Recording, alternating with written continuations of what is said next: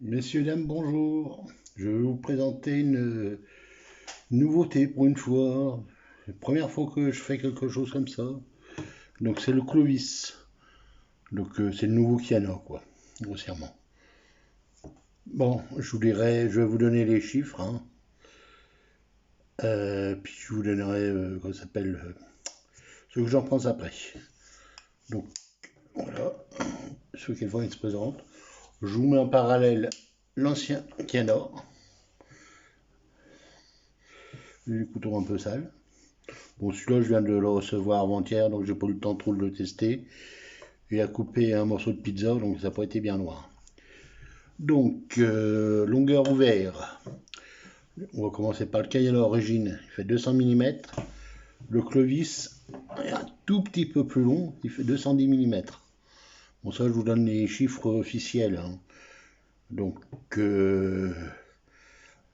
du site. Après, on en pense ce que l'on pense. Donc, longueur fermée 113 mm pour le canon d'origine et 120 mm pour le clovis. La longueur de tranchant pour le Kiana, bon, l'origine, donc plus c'est son nom, 85 mm. Le clovis, 90 mm. La hauteur de lame, aussi bizarre que ça soit, c'est moi qui les ai prises, elles font 2 cm pareil. Donc le poids, pour l'origine 52 grammes, le clovis 50 grammes. Les deux, c'est de l'acier inox X35 CR 16N, du MO5 hein, pour eux. Manche polyamide. Fermeture pour les deux à pompe centrale. Et maintenant, on va parler des choses qui blessent. Le Kiana d'origine vaut 17 €. Celui-là, il vaut. Oula, je bascule la table. Il vaut 30 €. Simple ou double, quasiment. Est-ce que ça vaut le coup? Non. Honnêtement, non. Bon, je ne vais pas discuter sur le Kiana d'origine, je vais discuter que sur le Clovis. Qu'est-ce que j'en pense? Bah, les jeux que je trouve moches. Par contre, il y a certains aspects qui me plaisent chez lui, ce qui est assez bizarre. Déjà, la forme de manche-lame comme ça, un peu en vague. Il y a qui m'a dit que ça faisait japonais.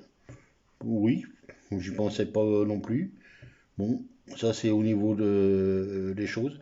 J'aime bien, c'est la forme du tranchant. J'aime bien les chip food et puis les pieds de mouton.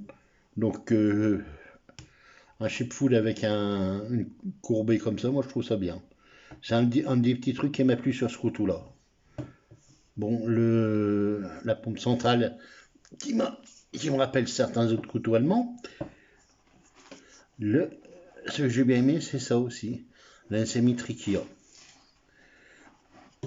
C'est tout bête, c'est tout con, mais c'est des trucs qui m'ont séduit sur ce couteau-là. Il faut bien qu'il y en ait quand même un peu. Donc marquage Clovis sur ce côté-là. Et sur l'autre côté, c'est le TSC, je m'appelle bien, et Florinox. Hein. Donc peu de marquage. Rien sur la lame, ce qui me plaît. Pas de avantage pour moi aussi. Bah, une lame lisse, il n'y a rien. Comme le Kiana d'origine, il n'y a pas besoin d'onglet, il n'y a besoin de rien. Ça va très bien. Bon, un petit post Dragon derrière.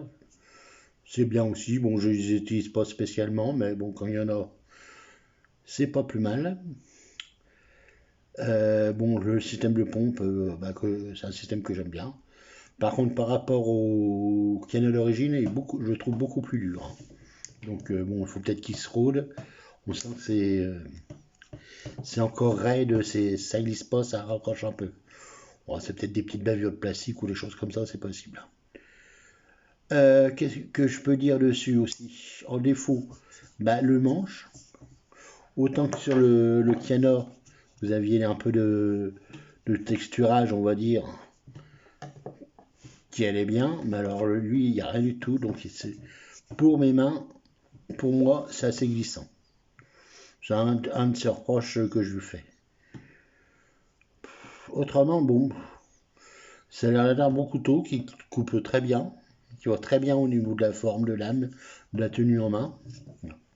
Pour ceux qui se demandent, comme le Mercator que je vais parler, Bombaria, ça gêne en rien la prise en main, puis vous pouvez le serrer, ça ne va pas débloquer le couteau. Hein.